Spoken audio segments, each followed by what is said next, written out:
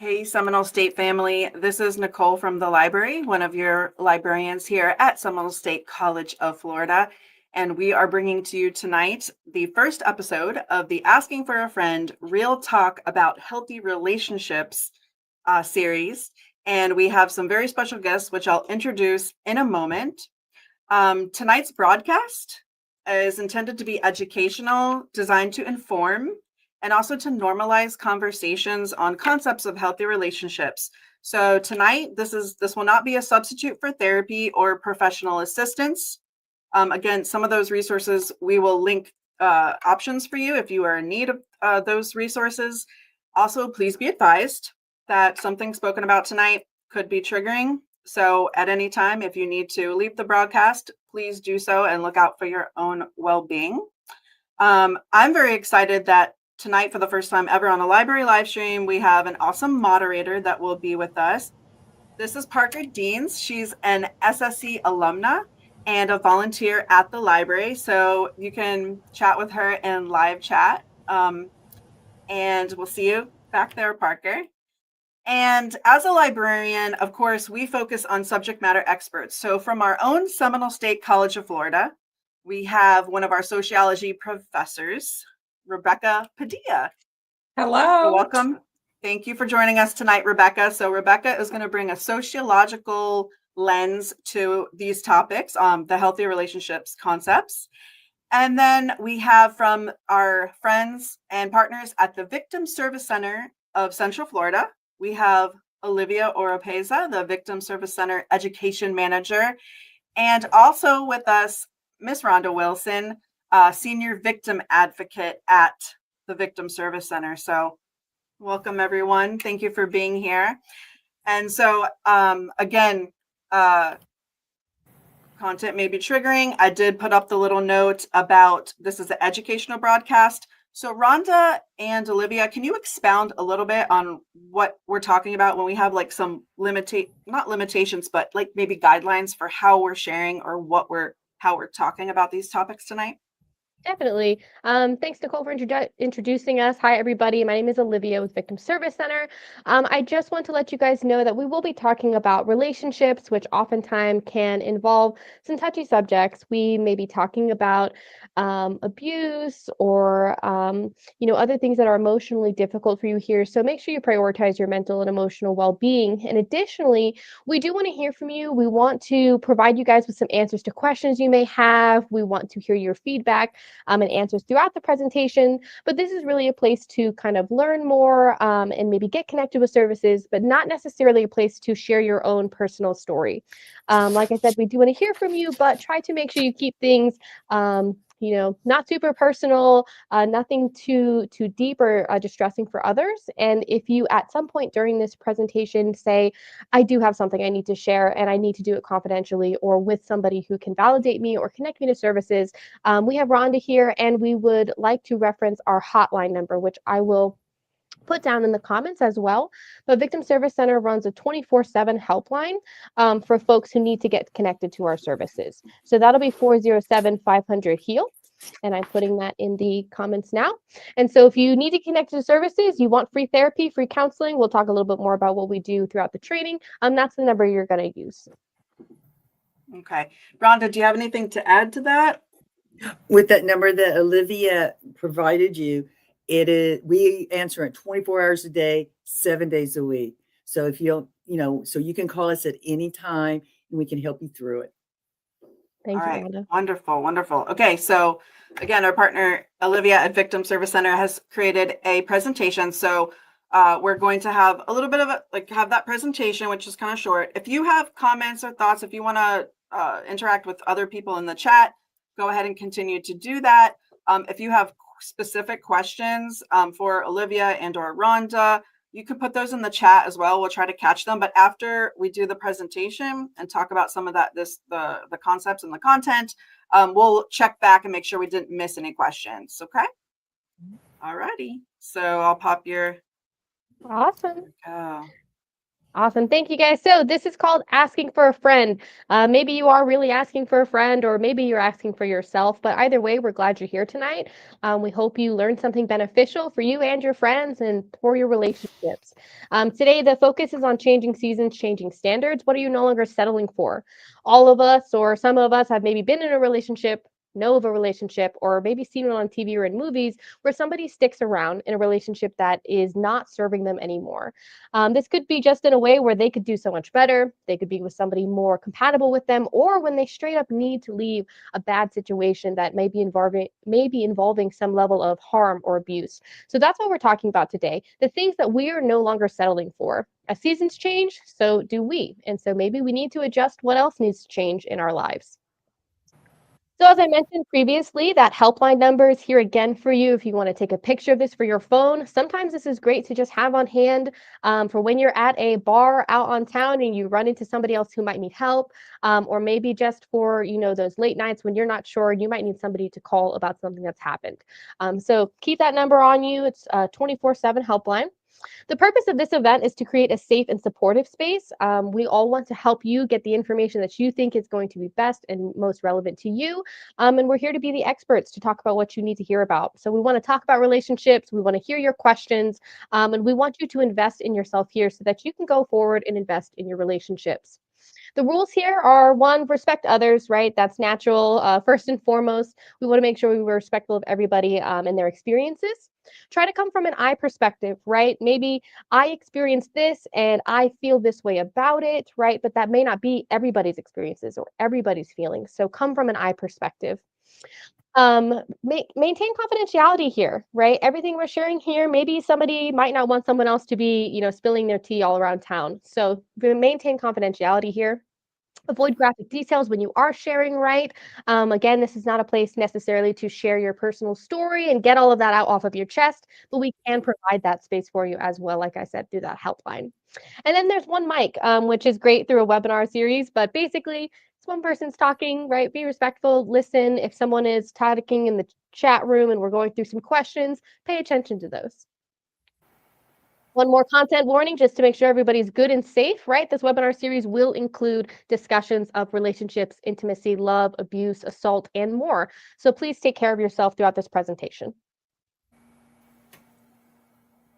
So the Victim Service Center, if you haven't ever heard who we are, what we do, I'm so glad you're here. We're the Certified Rape Crisis Center for Orange, Osceola, and Seminole counties. We provide completely free and confidential services to victims of sexual violence, violent crimes, and other traumatic circumstances.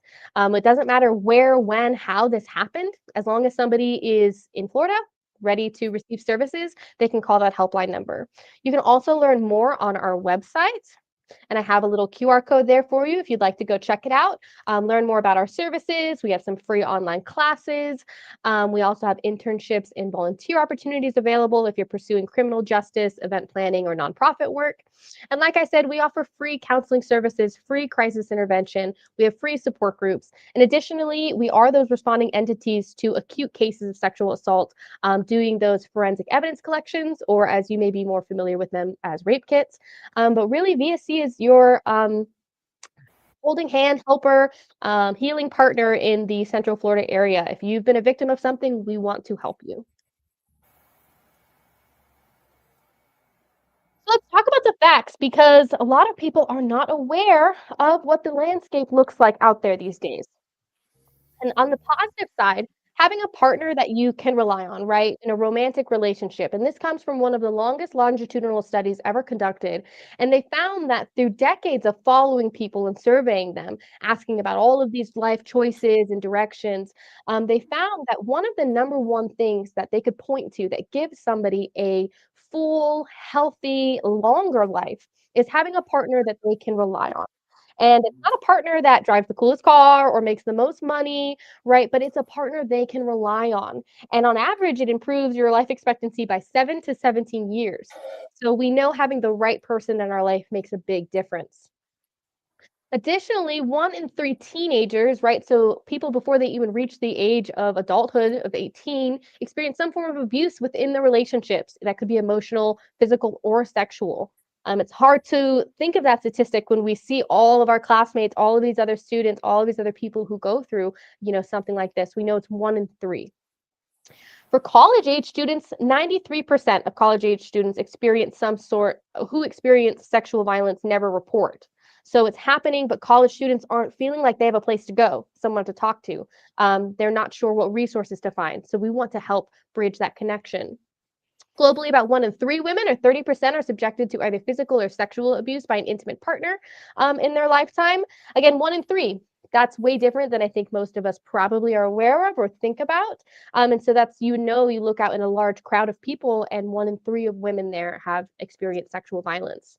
Lastly, in the United States, more than 10 million adults experience domestic violence, meaning some sort of abuse within a relationship or familial relationship, annually, equating to nearly 20 people per minute being physically abused. So these statistics are not great, right? No one really loves to see these, read these, but when you do the work that we do every day, you come to understand that this is part of the reality, that this violence, that this abuse, this harm is out there and it's happening whether we talk about it or not, whether we can see it or not. So it's important that we know what the stats are, we know the facts, we know what the prevalence really is, and what we're getting ourselves into when we step into the dating pool, right? The possibilities that are out there. On a positive note, something that you can be mindful of is this exclamation point. Healthy relationships may maintain the 5-to-1 positive to negative interaction ratio, which means all couples fight. All couples have healthy interactions and less than healthy interactions, right? Positive and negative interactions, and all couples fight. In fact, they found that healthy couples and unhealthy couples both fight the same amount. They just learn how to fight fairly for the healthy couples, right? They fight differently. And so when we're talking about that, and we're talking about positive versus negative interactions, and we see that we need 5 positive interactions for every 1 negative interaction that occurs within our relationship, well, that tells me that negative interactions cost us a lot. And not necessarily abusive reactions or interactions, but things like forgetting someone's birthday, not responding to a text, right? Accidentally hurting their feelings, things like that. They cost us in our relationships, and we need to pay attention to those.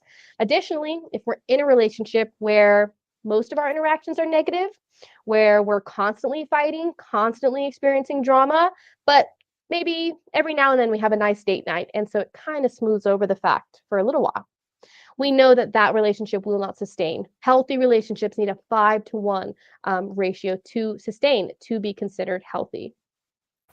So I want to ask you guys, when we think about those statistics, when we think about the reality out there, why is it so important for us to have standards when we're looking out into a dating pool?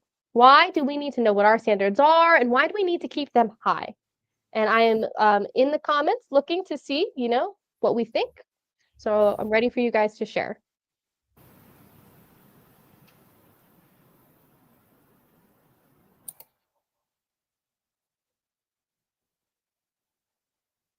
All right. And while we're waiting to see if we have anybody sharing, one interesting note that we talked about on the like when we were preparing for the broadcast last week, Rebecca, you mentioned that there was another scale that people may be aware of or may have stumbled upon with those negative versus positive interactions.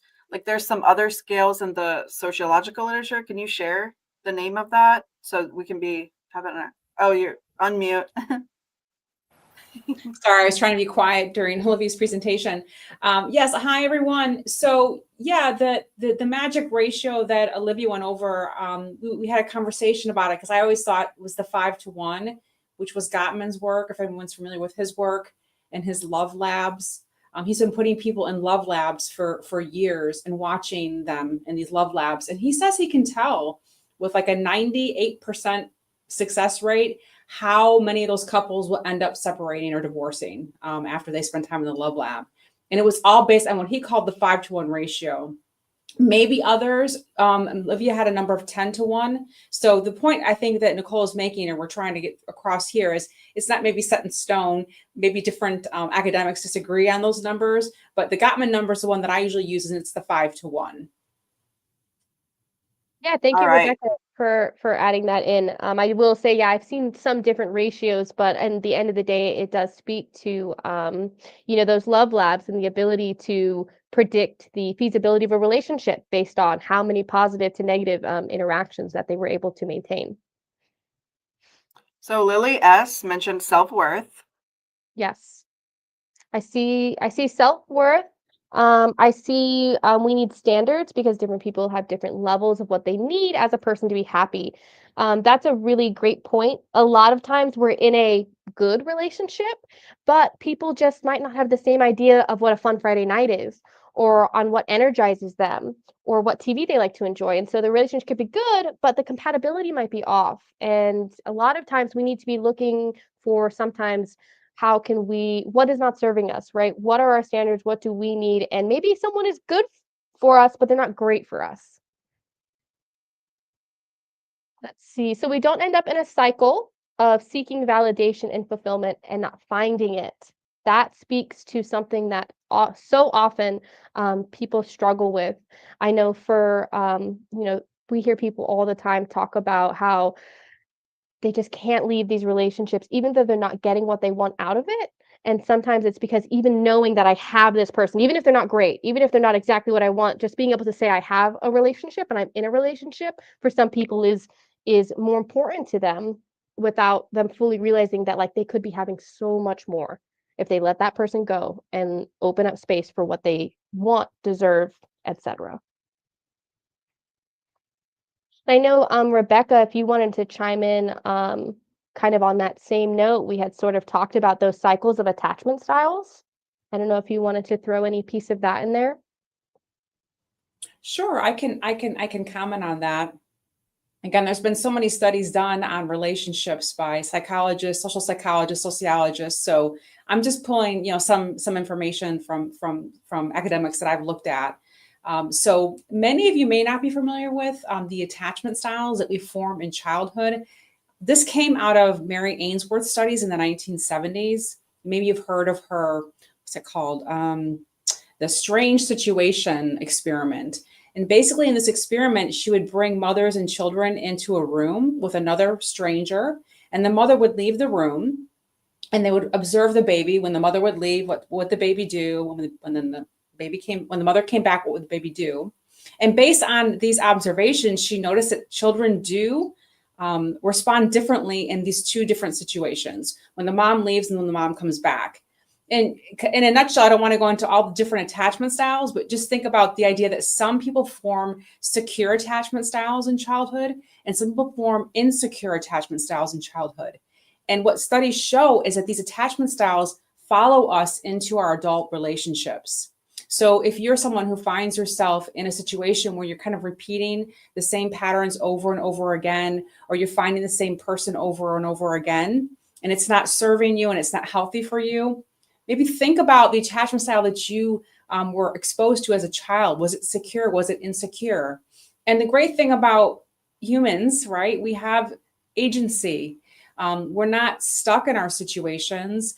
At any point, we can sort of think about what's happening, notice the patterns in our lives, and go about trying to change those patterns. So although these childhood attachment styles follow us into adulthood, we can change those patterns with help through therapy or whatever you need to do to help work on those attachment styles. And if you're a lucky person who established a great, attachment style when you were young, your relationships tend to be secure and you're confident in your relationship. You're not prone to jealousy. You're not prone to insecurity. But if you have an insecure attachment as a childhood, you take that into your adult relationships.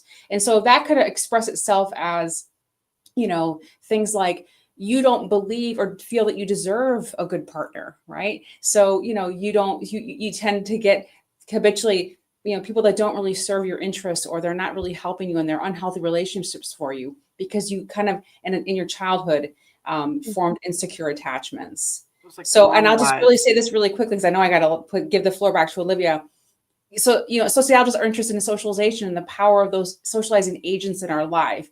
Whatever relationship style you have right now, or the people in your lives have right now, those relationship styles did not just pop out of nowhere. They came from somewhere. We learned them from somewhere, whether that was through our family background or even things like the media, right? The media has such a big influence on our relationship styles now. So I think this is very promising because if these things were socialized into us, we can start quickly thinking about that and changing our patterns if that is what we need to do. And real Yeah, quick before we go ahead. jump back into the presentation, I want to point out something for me as like a non-expert. I checked with Olivia. I was like, okay, so the healthy relationship standards, these seem to me like the bedrock of, and as Professor Padilla is saying, like we can evolve, like we can change and shift like what we've normalized that might be affecting us negatively, right?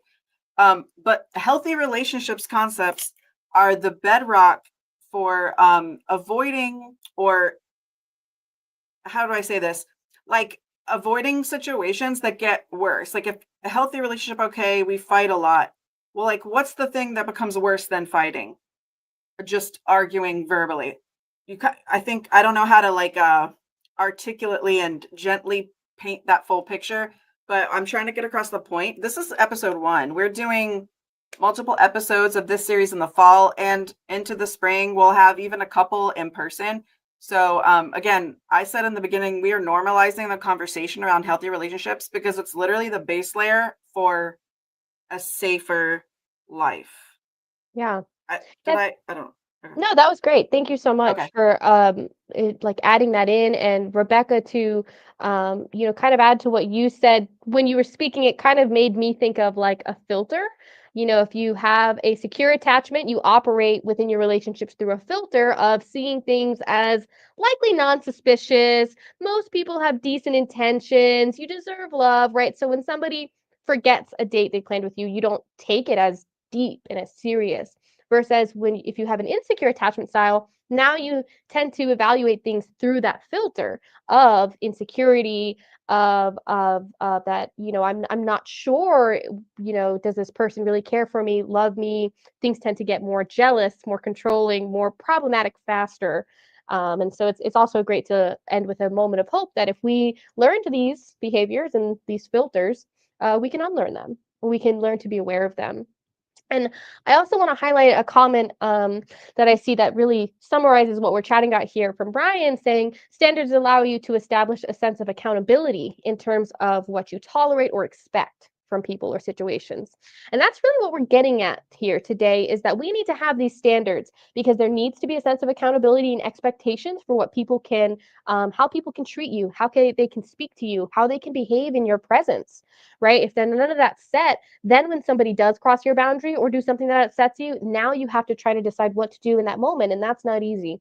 So having them preset is very helpful for especially romantic and intimate relationships, but also other friendships and social settings.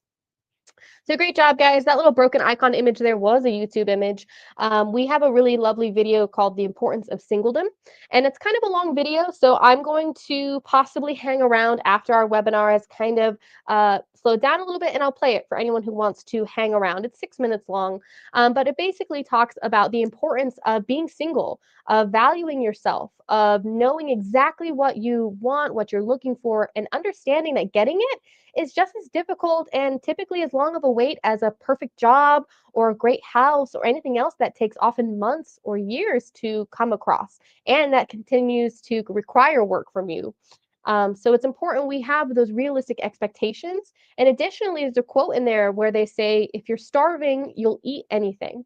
And that is so important to think about when we're picturing our relationships, because if we're dying for love, if we're dying for somebody to make sure that we're not home alone at night, if we're dying for somebody to just chat with us, we're dying for that, we'll take it from wherever we can get it. And that's how we end up kind of like you see here in this image, right? Like with the pumpkin guy with the axe, or, with somebody who's maybe just not right or even bad for us. So that's what we're talking about today. So I want to hear maybe from you guys about some of your standards that you have developed for your relationships that are super important to you, that are non-negotiable maybe for even your relationships. I have some here on the screen for you, very general, basic ones like respect and trust, maybe fun, positivity, right? Emotional safety. But I want to hear from you guys. What's a non-negotiable for you in your relationship that you're looking for? I know for me personally, I don't want to feel alone. If I feel alone, well, we were going to have a problem. And if we always have the same problem of me feeling that way, then I'm going to move on and I'm going to go find someone else who I do kind of talk with or hang out with in a way that serves me. And that's not a huge red flag. It's just I know where my standards are or what my non negotiables are for how I want to feel in a relationship. So I So want to hear Olivia, I from you want to, guys. Go and ahead. while we're waiting if we have anyone in the chat to share, autonomy, is that the like where your non-negotiable is that your partner lets you like make some decisions on your own, or like, Yes. is that Yes. So okay? some people in a relationship really don't mind kind of coming to a collaborative table and saying, I want to go out with my friends Friday night. How do you feel about that? Right. But some people want more of the ability to say, I'm going to go out with my friends. See you. Right. And without some of that more discussion. So, yes, autonomy meaning how independent, free moving are you outside of that relationship? I see communication, loyalty, oh, respect for my family. That's a really big one. And I say that as somebody who came from a family who's completely different than I am. And so people I brought home, sometimes they didn't, always get along, but it was still vitally important to me that they respected my family. So that's a great one. Listening to understand and not just respond. Some people are in their, decades and decades into their lives and have not figured that one out.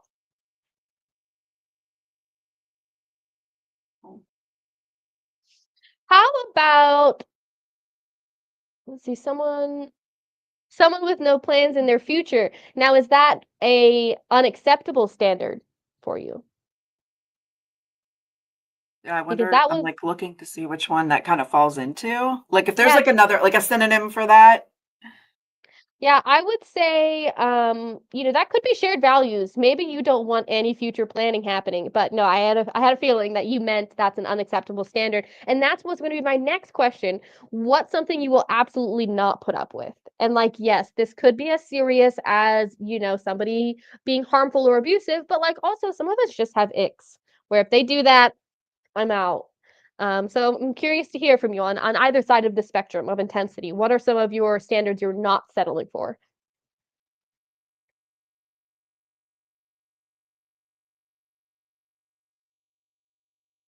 Yeah, I think for me personally, the boundaries thing, the ignoring Hmm. boundaries, because if I state to someone, okay, like I can't have like I can't have a conversation about work after 8 p.m. I need to start relaxing so I can get to sleep. If I talk about work, anyone's work after 8 p.m., I'm not going to be able to have a good night's sleep. It's not that I don't care and I don't want to hear about your work day or share mine, but like this is a boundary, and it's like if somebody can't like it could be that's kind of more complicated. It could be something very simple, but I think I know in my experience, I didn't realize I could expect something simple and just expect that someone would literally be like, "Okay, Yeah. that's fine." It's so I don't know if you've been able to experience that, but if you ever go through just asking for something that's not hard to do, right? Like a decent boundary, like you've said, no work talk after 8 p.m. And you're with somebody who it feels like that is pulling teeth just to get that one boundary respected. And then, let's say that relationship dissolves, and then you just happen to date somebody who says, yeah, for sure, no worries, and like it's nothing. I don't know if you've ever experienced that, but I have. And I can say those small changes in just, being a different person. And so some little things are easier. They make such a huge difference in the peace you feel as a person. Just not having to fight for your boundaries to be respected, I guess, is what I mean. Yeah, I just noticed that Kiki put in here mean jokes and downplay it as dark humor. That's just such a red flag. You want to speak to that, Olivia? Yeah, definitely. I like to picture everything on a spectrum, really, because most things are. And that is the same when it comes to like the spectrum of making a joke to like harming somebody, right? A joke needs to be funny both directions. A joke needs to be reciprocated. If they laugh it off, like, oh, come on, it was just a joke, they're not taking the moment to recognize how what they said affected you. And they're kind of in that moment saying it doesn't really matter to them because what they were trying to do is more important there. And it's a level of maturity for some people to say, even if I didn't mean to, I hurt someone's feelings, and I have to be able to take a responsibility for that. So it's a great point because so many people will feel like I need to be less sensitive. I need to have less boundaries. I need to be easier going. And that's not true. You need to date somebody who respects you and validates your needs in that moment. Ooh, that's a big red flag. Overly controlling behavior and obsessive jealousy. Control and power. Those are the things that when we're looking for red flags for abuse, that's what we're looking for. Somebody who wants to control your time, control your energy, control your phone, right? Your technology, what you're doing in your day. And a lot of times it'll be under this guise of, well, I love you so much, so I need to protect you. Or I love you so much, so I just care so much. And I don't want you guys to fall for that because somebody who loves you so much will be able to get their ish together so that they aren't, acting in obsessive and jealous ways because those are true signs of immaturity. This is nice. We got, okay, positive state of mind. Nice. Hmm. Let's see. Getting influenced by people they Mhm. put themselves around. Right. Birds of a feather flock together. If they're hanging out with people who are giving red flags, they are going to turn red themselves. And I think that, you guys are so great. Go ahead. yeah, and that Lily S, that temporary stages, someone who views relationships as temporary stages, that's saying to me, I'm keeping you in a holding pattern so I can get from you what I want when I want it, Yeah. while dangling a carrot in front of you, like you're looking for something in the future. Like that's definitely control to me. That's Yeah, yeah. 100%. People will kind of brush it off as like, everyone has a right to do what they want to do, but it's at some point you have an emotional promise to somebody, you know what this person wants, or you've had conversations about it, right? And like it all goes back to like treat people how you wanted to be treated, right? And that would be not putting people on a hook, right? Not leading people on, not just using people um to serve their own needs. Yeah, and there are people who tend to be serial monogamists, right? So they can be in a relationship, a serious relationship, but they don't have any intention of staying. So it's temporary. And it's important to kind of recognize those flags when you see that. Mm. So there are serial monogamists. They don't want to commit. So But the they're last saying that, Go ahead. just to clarify, just in case Yeah. anyone, monogamous meaning someone's like, I'm just with you, like physically, emotionally, everything. Right. I'm just with Yeah. you. But like you're saying, they're not intending for that to be forever. Like Right. if Because you're looking someone, for a because I lifetime think partner. as you said, Nicole or Olivia, someone else better might come along. And then I'll Right. serial monogamize with this next person and then the next person. Mm. And there's just no commitment. Yeah, I can say I was in a relationship like that. It is terrible because I have a definition for monogamy and it didn't match theirs. So it's important. And it's a great point and a great comment. I also wanted to point out before I move on to my next slide here that the saying sorry when they chose to do it in the first place is a great opportunity for us to talk about apologies because as I mentioned, people aren't going to get things right 100% of the time. And there are some things we can accept apologies for and things that we should not. And that's why we look at these lists, right? Our non-negotiables, things that people do against what our boundaries are, against our own rights, against what we have specifically told them not to do, right? Those are things that maybe a sorry is not good enough, but it's a great point to mention that, we can't always just accept a sorry and move forward with it. We need to see real change, or there needs to be a real collaboration when it comes to moving forward after something negative has happened in the relationship. So great job, guys. I want to now ask you guys why then? Why do we settle with less than what we want? If we have our list, then, why when we're dating, Joe Schmo and they have clearly broken our list, why do we stay? Why do we say, okay, just, one more time, you one more chance? Hmm.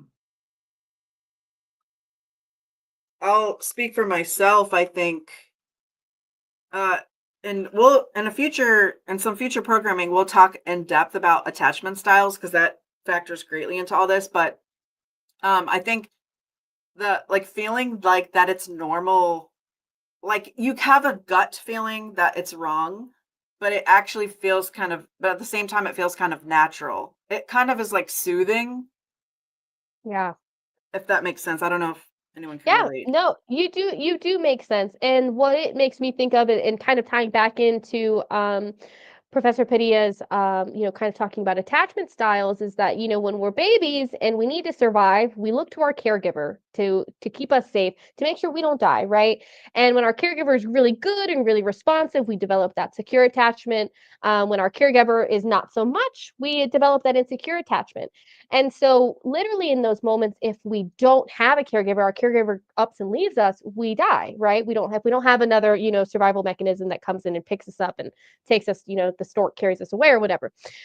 In the same instance, our brain maintains that throughout our adulthood and through our relationships. And when we connect now as adults in relationships, and we start to feel love and feel supported and see futures with these people, and then we know we need to leave. Something happens, we need to break up.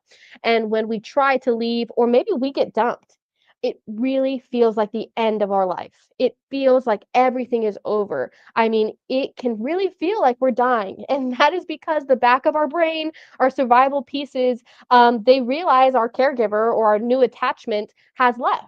And as a baby, that would have meant a lack of survival. But as adults, we have to recognize that, okay, it might feel like I'm dying. It might feel like the worst thing ever. I might feel like only half of me is still here. But time helps. Staying busy helps. Listening to your friends and family, trying new activities, all of those things help kind of get through that stage of transition. That's very difficult for a lot of people when they've just gotten out of or are trying to leave a relationship. So, looking back over now, some of the comments. I see, why do we settle with less than what we want?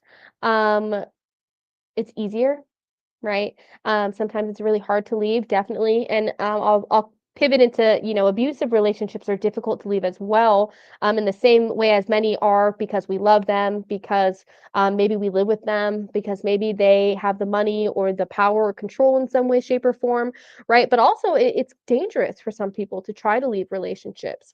And so we know on average, it takes about 7 attempts for somebody to leave successfully from an abusive relationship. And every time they go back, it tends to be more and more dangerous. And so it's really important we are aware of that it's hard, and it's hard for everybody. Even those that you think this is a clear red flag, obviously get out. It's still hard. The fear of not finding anything better. I know a lot of people go through that.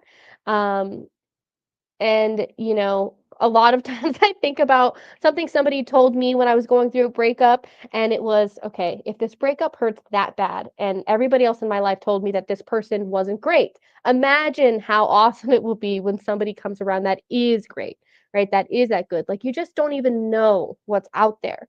There's no way to know what could happen 1 week from now, 3 years from now, right? All the way around the world.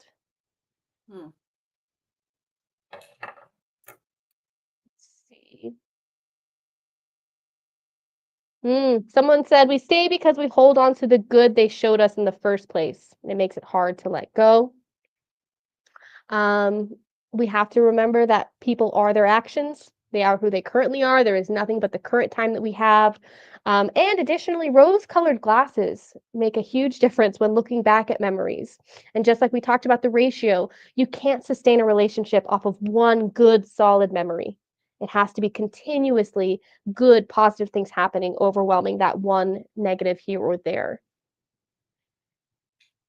I think this comment's interesting from Heaven Bunch. Loving someone for so long is difficult for me, in my opinion. I saw this guy, okay, fell in love immediately. I still feel to this day there's no one better. Mm, I think that's so interesting. Maybe it's like the like it's there was like maybe it's the thought that there was a promise, and we've like projected like what we want in the future, like on in that from that person in that moment. And maybe it was our first experience. It's like puppy love or first love is what they mentioned. So we're kind of like playing it in a movie, like in our head, like this is probably what's going to happen because I feel this way. And then you kind of don't lose that feeling. I don't know. Mhm. I think that's No, interesting, but I think these are good things for people to reflect on because again, it'll affect, the actions you're taking in relationships now, yeah. like after that fact. Yeah. Yeah, and just thinking about the cultural scripts that we're told too about the first love, right? It's really embedded in our culture and how special that is. And sometimes we have this idea of first love in our head that comes from culture. And if it's a cultural script and it's not serving you well, with any cultural script about anything, whether it's gender or an idea about romantic love, the first love, sometimes we need to rethink those things because that is a cultural script that we learn from our parents, from I mean, how many movies have you seen, right? Where this is idealized and put as the Mhm. gold standard. Right.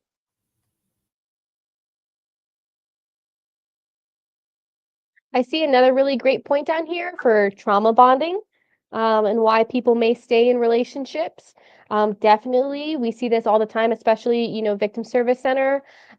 Before I start chatting, I don't know, Rhonda, if you want to, throw anything out there.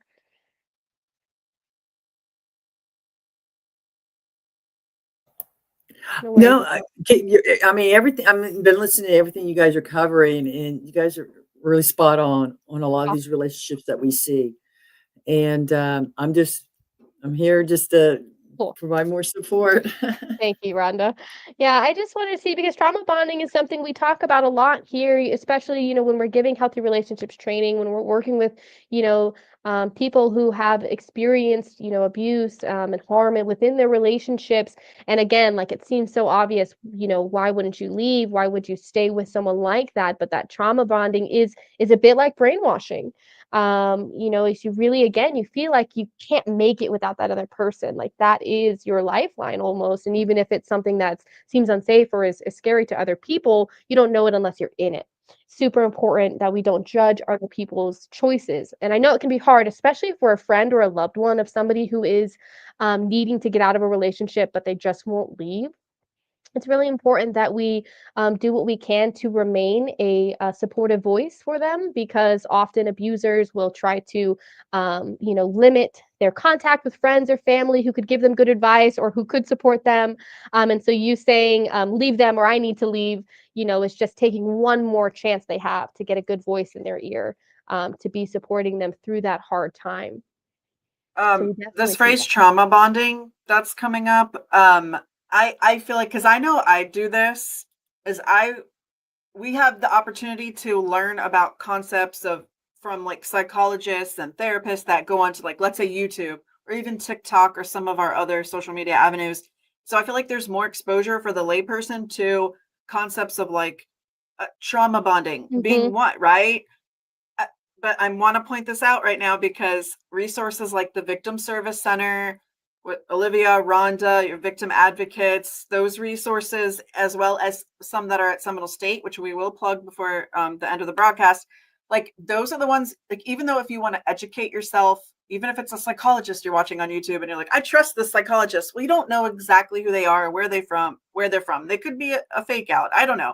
That's not always the case, but I still think if you have a situation you're working with and you're informing yourself on social media, you need to you need to talk to a professional as well, right? Definitely. I'm putting that out there because I feel like, I don't know, like 20 years ago, nobody could just get online and like find out about we wouldn't know what trauma bonding is. Right. So that's why Yeah. we're pushing these resources, yes, and No, that's having a these great conversations with point. experts.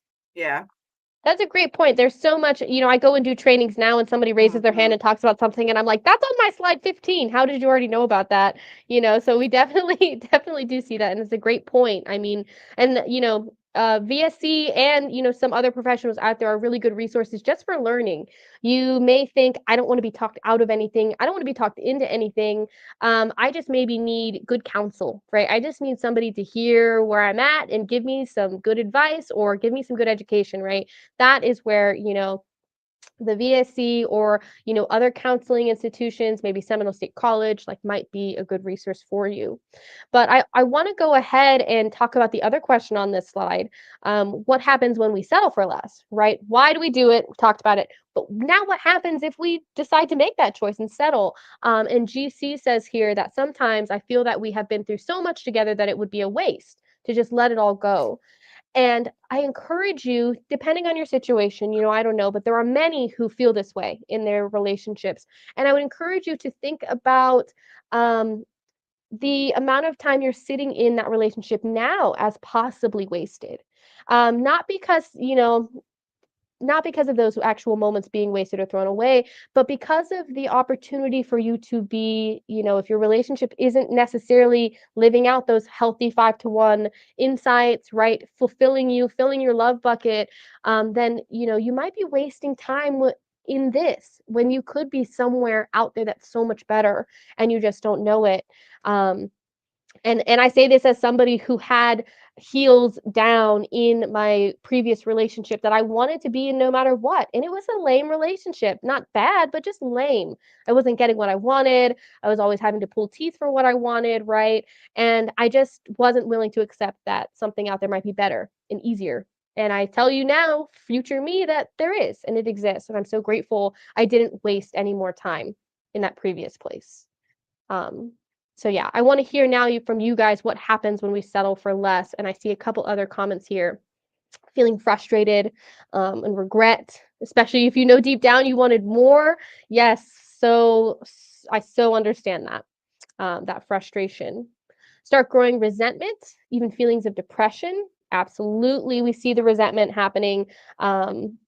And definitely you can get depressed and anxious. And a lot of times people go to self-blame in themselves, trying to fix more of themselves. What can I do to make myself better, to make my relationship better? And a lot of times it's just not about you. We get disappointed, no self-awareness, disorientation. Yes, absolutely. Feeling like you're stuck, being preoccupied with that person. If you go into like a middle school or high school and people are glued to their phones, it's because they're chatting with their, the person they like.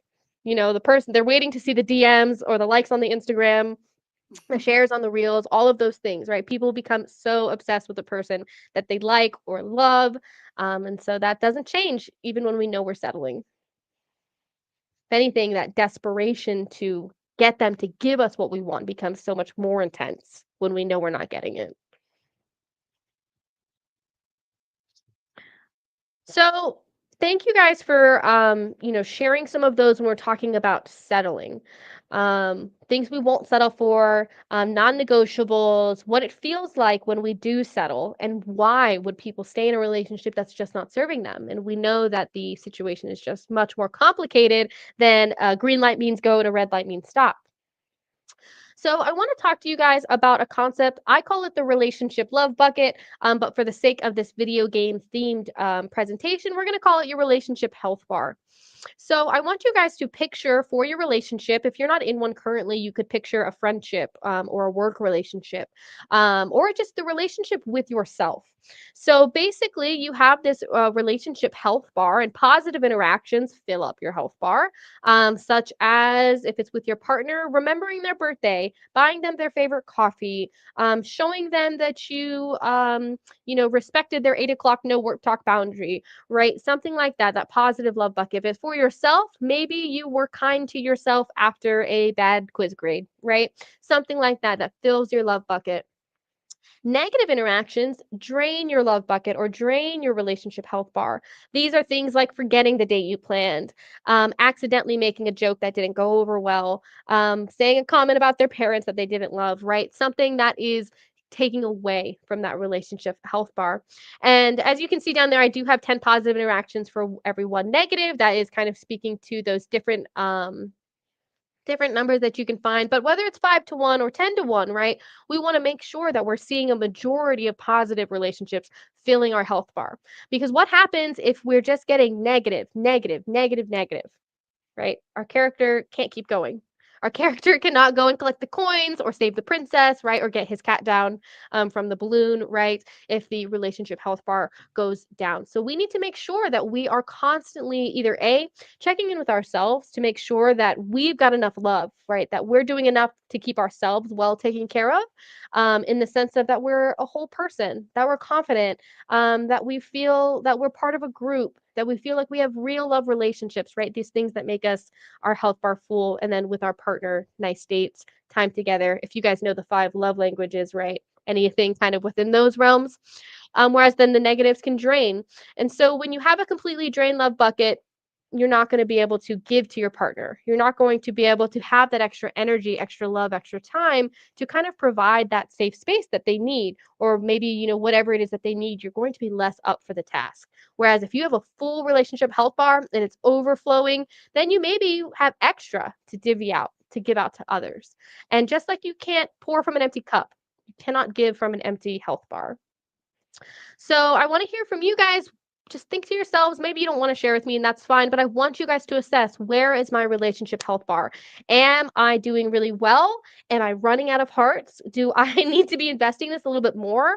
Is my own health bar needing some focus, right? Um, that's what we're looking at here. Olivia, we do have, I starred a couple questions that kind of relate to this, but obviously you've asked for people to pop in there. So we can return to those in a minute if you want to finish with that. Specifically, how would you fix Mhm. this with anxious attachment? And then also, how do you keep track of Mm. the love bucket interaction? So I mean, maybe Okay, you want to yeah. speak to Let's that talk right about now. those. And I'll, Okay. I'll just say on the side note that I do want you guys to be evaluating for yourself. Really think of with yourself, where is my relationship health bar at? Am I super low? Am I pretty okay? Or do I have a great and full health bar right now? In the meantime, how would you fix this how would you fix this with an anxious attachment? When you say fix this, do you mean like having a low relationship health bar? Um, or do you mean trying to fix an anxious attachment? Because speaking as somebody who, I believe I have an anxious attachment style, um, it's kind of like not a band-aid, like not a one patch, right? It's a lot of different things work for different people. What's worked for me has been, being involved with a therapist and, working through some things that are really hard, and also having a very open communication pattern with my partner. So I have to be overly expressive about how I'm feeling to make sure that nothing gets a little too crazy up here, I guess. And then I just happen to have a very calm, almost like zero anxiety partner. So it balances out my anxious attachment very well. Um, but for most people, that anxious attachment can't, it's best to learn about yourself, right? Do all the research that you can, learn what you can about anxious attachment styles, and then seek, professional help. Work with therapists, work with counselors, work with relationship experts, and just really having a safe space to kind of talk those fears and anxieties through. If it can't be Yeah. your partner, is really helpful. And just real quick, if presuming that that student might be a Seminole State student, we do have some free mental health resources if you are a registered and at Seminole State and attending classes. So if you go, this is the tiny URL, the sem.st/CSL info. Or honestly, if you these days, I think most especially younger people, they just Google search Seminole State counseling services. That will get you there as well. And I do believe we have it's free, because I know some of literally therapy, most places you go, you'd have to pay some amount of money, right? And that can be an obstacle for people. So just throwing that out there. Yeah, and I wanted to say thank you, Olivia, for saying about the attachment styles needing to be balanced out. I think that's really critical, because not only do we need to know our own attachment style, we need to know our partner's attachment style too. So Yeah. maybe the question that was asked is asking about, my partner has an anxious attachment style, and how do I deal with that? Right? I don't know where the question was coming from, but it's Yeah. also important that you know your style and you know your partner's style as well. And they don't necessarily have to match up identical, because maybe they can balance each other out, but know Yeah. your partner's attachment style. Yeah, thank you. That's a great point that, you could be talking about dealing with an anxious attached partner. And I know as someone who I feel is anxiously attached, I maybe have not made that super easy, honestly, like on all of my relationships. Maybe you've experienced, not getting a text back when you thought you would, and your first thought is they're doing something they're not supposed to be doing, or, something negative, right? So your partner, either you knowing that about your partner or your partner knowing that about you, helps kind of start the conversation of, how are you feeling okay about this, right? Or, double checking on this, since we know this about you, right? Or since we know this about me, I need X. And then the other GC asks, how do you keep track? Right? We have a lot of good times, but also sometimes we have harder times where we argue a lot more. And GC, that's normal for all relationships. There are good times and there are bad times. And the thing about each of those times is they tend to kind of compound on one another. So when you have a lot of good stuff happening, more good stuff happens. When you have a lot of bad stuff happening, more bad stuff happens. And that's because, well, we react to those negative things and we get worn down, and then we continuously maybe don't react in the best way. So my advice to you is to not worry so much about keeping track, because you don't need to necessarily like chart this and make sure you follow it exactly. As long as you're fairly confident that throughout your reactions overall you tend to maintain a 5 positive to 1 negative interaction, you're doing pretty okay. And if you think to yourself, man, we've just been constantly butting heads, we've been constantly fighting or constantly having negative interactions, well, then that's a full moment to say, stop. What can I do to change this right now? Or what do we need to do to reevaluate? Because this is not going to be able to hold the way it currently is.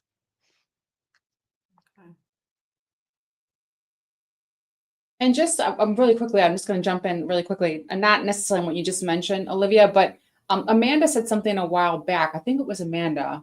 Can you see that comment, Nicole, where she says it's feeling like you're not good enough? You see that? Okay, yeah. Mhm. Yeah. I mean, I'm not, Amanda, you are good enough. I don't know if was a question you were asking personally, because I don't really know, or just in general, you think some people stay because people feel that they're not good enough. So just if anyone in this room is feeling that way tonight, please recognize that you are good enough. You should have standards, and you should expect to be happy in relationships. And if you're not, it's time to reevaluate, because everyone here is good enough and deserves to be in healthy relationships. And that's why we're having this series, to help you guys understand that. Yeah, thank you so much. That's a great reminder. I don't think you could probably say that enough, because throughout these, things we go through in our relationships, we do tend to wear that down a little bit, that I deserve to be happy in my relationships. I deserve a good relationship, and that it's okay to reevaluate your current relationship that you're in. So we are wrapping up, getting close to our 1 hour mark. So I don't want to sit on these questions too long, but I just kind of want to hear from you guys, because this is maybe more of the fun piece of things. What fills your health bar, right? What can we do to fill our partner's health bar, right? I know for me, being brought a Red Bull or a coffee is like my love bar is shooting up off the ends of the mark. Okay. So that, for me says a lot. If somebody takes out the trash for me, I'm like, okay, it's fine. Thank you. Right. So everyone feels love differently, and some things really fill our health bars and some things do a little bit. So what fills your health bar? What fills your partner's health bar? And I do want to acknowledge GC's comments as well, though. In the month of June, arguing every day, past couple of months have been really good. I think both of our love buckets are full right now. Yeah. And then talk to him where he's at. That's so great. If at the end of the day, if you're feeling like, I don't know what's going on, I know it's really hard, but we got to have these conversations. We got to have these tough talks with people we love. Right. At the end of the day, if we're not being seen, we're not able to be loved. And if they don't know we're struggling or we're not sure about this, they can't try to help us through it. So I hope that that goes well. I am glad you're going to go and have that conversation, and best of luck. I think too, I'll throw this in here. If you can't, if you have no way of talking to someone, like you feel like you can't tell them how you feel because they're going to get angry, Mm. that's a big red flag, a huge red flag. So on that note, like, and I'm not an expert, but I want to throw that out there and put that on people's radar again if you would need to talk to someone about like that. Yes. So I'm glad that GC can talk to their partner. Yeah, That's a good 100%. thing. Because Yes, like And- Olivia, you earlier said, said- there's not going to be no negative things. Right. There's going to be some push and pull and tugging in a relationship, even a healthy relationship. But yeah. Yeah, someone then- earlier said their non-negotiable was communication, and I wanted to give that person props. So I didn't forget you. Communication is so important. Yeah. It is. It's one of the foundations for sure. I do want to comment on this this comment here. I think for me, my relationship, it's good. One thing we're terrible with controlling is sexual stuff. How and what could we do to stop it? I think the clarity of the comment, maybe for me, I just need a little bit more of clarification. What you mean by stop it? You know, if we need to have conversations about boundaries or about what we're comfortable with, you know, that's one thing. And then, you know, sometimes people just don't know how to engage with one another in like that way, and that can be tricky for people to navigate. So you know, we're going to be talking about consent fries. If you guys have never heard of that acronym, we're going to be going over it in one of our future sessions. But it's super important to be able to feel safe and respected and comfortable with your partner, especially if you're planning to be intimate. Okay. So again, we have the Victim Service Center of Central Florida, who thank you, Rhonda and Olivia, for graciously joining us. So they have a website that would link out to many different resources, what's available. Also, again, for registered, and I have to be specific about this because that's literally what the contract is. Registered Seminole State students have access to free mental health resources. I did put that URL in the comments in the live chat, but it's sem.st/CSL info. Google Seminole State counseling, and you'll get to that page. And for our last comment, like where would we set, like, can we make a recommendation on the next place to go to address that concern or that question more specifically? I would say the helpline, just because I'm not sure exactly what the question means. So, you know, I put my And I email s- down in the chat. If it's Okay, more, you want to nice. just email me and, you know, ask your question with more clarity. And then if I need to run it up some higher channels because I don't know, or because we should get you with an advocate, then we will do that. Additionally, that 407-500 HEAL number is a great option as well, especially if you're not feeling safe or you're not feeling comfortable, or you're just not sure in that realm. We want to make sure that you are. So call that number if you need to, and feel free to email me and our advocate there. Rhonda has put her email as well, so that is available to you. Okay. And again, I said I want to thank you, Rhonda and Olivia, and of course Rebecca. Yes, But of I can course. always rope her in. You know, she's on a Seminole State person. I'm like, oh, come on, Rebecca, join us. Again, shout out to the Victim Service Center of Central Florida, and shout out to the VSC Victim Service Center Champions of Change micro credential, which is available again to Seminole State students. But hey, if you're not registered, if you're not a registered student, we want to have you. So come and join us at any time at Seminole State. So if you want to email Rebecca directly at padillar@seminolestate.edu, I'll put that in the comments. So if you're interested in getting linked up with that, it's not publicly linked anywhere because it's very new. And in fact, just this past spring, Olivia was key with creating that. So thank you again, Of course. Olivia. Yay. Yeah. So I'll get Rebecca's email there in the chat. And I guess now is the time. If you have any lingering questions or comments, let us know in the live chat. But we want to thank everyone for joining us tonight. Again, we're doing future episodes. We're promoting these on our Seminole State Raider Connect events website. But this is also going to the YouTube channel, the library YouTube channel, which is at Seminole State Lib. So they'll be publicly available there as well. So we would invite anyone that's watching now to join us in future broadcasts. And if you're going to be on that why can I talk now after a whole hour? The Sanford Lake Mary Campus Library this Wednesday, Olivia and Rebecca will be joining us, and we'll be talking in person about some other aspects and concepts of healthy relationships. So come and visit us there. Yeah, I just want to toss on there that we will be talking like a little bit more in depth about some of these sort of red flags we've touched on throughout this session. That's what we'll be focusing on Wednesday. Okay. Additionally, the Seminole State courses through that VSC created is available to you if you're students. Please look into joining those. You get a great certificate for your resume. If you thought this was great, I need to learn more, that is absolutely the micro-credential course to do it in. If you're not an SSC student, but you still want those courses, I linked VSC online courses in the live chat. Those are for general public to go take. They're still free. They're still online through Canvas. So you're welcome to go take advantage of those as well. And then I have a question here for attendance. Oh yeah. Anyone that registered, meaning like you're here and you're like commenting on the back end behind the scenes, we'll privately see your Seminole State email that you provided, and we'll use that to log your attendance. So if you are here getting attendance for the first year experience class, or just in general for attendance credit for, because you can do that and count how many events you've ever been to at Seminole State and shout it out on your resume or cover letters in the future. So yes, I have those emails, so they'll be logged. And oh, okay. I can. Well, yes. So GC, so there are micro-credential courses available through Seminole State College if you're a student. It is a one course made up of 4 components of it, where you'll learn about healthy relationships and some other really great important topics.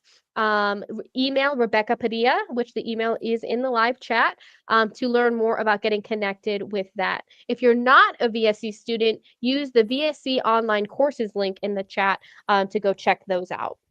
Also, I just wanted students to know it's free. It's free. Completely free. Yeah, it's free. You don't have to pay extra for this training. It's fantastic. Okay, and one more thank you to Parker for being here tonight. Thank you, Parker, for helping out. And Olivia, you had that video. So what we could do is play out that video, and anyone wants to stay here and watch it. It was about a 6-minute video. Yes. And then, yeah. So thank you all for joining us tonight, and we'll see you on the next one. I will get that up.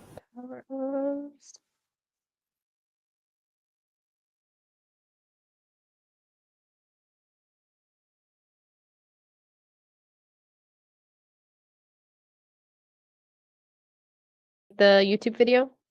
Sorry. Is it on your screen share? It is, but is it acting weird? Yeah, because of me being on my laptop and needing to be dual screen.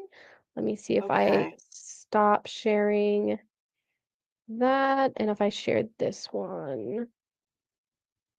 Hopefully that will work. Okay. One of the most important preconditions of a good relationship is a satisfactory perspective on being single. The more we are happy to be on our own, the more we will be able to exercise the correct degree of caution around finding a new companion. The bedrock of true love is happy singledom. Unfortunately, our societies do very little to help us be calm or at ease in our own company. Singledom is framed as an involuntary, depressing, and always hopefully temporary state. The notion that someone might want or need to be on their own, perhaps for a long while, terrifies a world shaped by legions of silently miserable couples who need confirmation that they have not chosen the wrong path. To enforce the idea of what single people are missing, advertisers can never have enough of showing off tantalizing images of happy couples walking hand in hand on beaches. And most entertainment venues, holiday destinations, and social occasions feel compelled to patronize, overcharge, and otherwise demean anyone who has the impudence to venture out on their own. Unfortunately, being miserable while single fatally undermines our judgment about who we might get together with. When someone is starving, they will eat anything. Dostoevsky wrote a harrowing short story about a famished child who eats a candle made of pig fat. And we're equally liable, in emotional desperation, To run into the nearest nightclub to secure a chump we'll be appalled to find beside us at daybreak. We eventually learn being in an unsatisfactory relationship is clearly worse, that is, even more lonely than being alone. The central challenge of being alone is coping with the fear of what singlehood means. Being alone is bearable in relation to how normal, that highly nebulous yet highly influential concept, the condition feels to us at any given point. It can either be a break from an honorably busy life, or sure evidence that we are an unwanted, wretched, disgusting, and emotionally diseased being. This is tricky, but ultimately very hopeful, for it suggests that if only we could work on what being alone means to us, we could theoretically endure long periods alone. To build ourselves a new mental model of what being alone should truly mean, we might rehearse a few of the following arguments. Despite what an unfriendly voice inside our heads might tell us, we are the ones who can choose whether or not to be alone. Our solitude is willed, rather than imposed. No one ever needs to be alone, so long as they don't mind who they are with. But we do mind. The wrong kind of company is a great deal lonelier for us than being by ourselves. That is, it's further from what matters to us, more grating in its insincerity, and more of a reminder of disconnection and misunderstanding than is the conversation we can have in the quiet of our own minds. Being alone is not proof that we have been rejected by the world. It's a sign that we've taken a good look at the available options and have, with wisdom, done some rejecting ourselves. Another big thought is that we need to appreciate how long it will take to find someone, given how choosy we are, for very good reasons. We aren't just looking for anyone. The right candidate will be no less easy to find than a great job or a beautiful house. It might take many months, probably years. Expectations matter. If we regard a decade as a plausible time frame, then 6 months will skip by. There is no better guarantee of a successful relationship than knowing that we could and can manage perfectly well on our own. It means that we will only look for someone who can deeply contribute to our life, not someone who can do the laundry with us or keep us company on Sunday evenings. This gives us the strength to back out of unsatisfactory unions as quickly as we should. Being in a couple can't and shouldn't mean that we are utterly reliant on the other for our self-esteem, our daily self-management, or for the meeting of our domestic needs. When we have under our belt a significant experience of thriving on our own, we will be able to cope with the inevitable points at which even a very nice partner can't sustain us. We'll be less demanding, more competent, and more forensic in what we seek from a lover. It turns out that our willingness to stay on our own is what centrally predicts how likely we'll be to find and bring to fruition a relationship with someone else. Being at ease with being single is the needed secure platform from which to make a sane and wise choice about who to create a joint life with.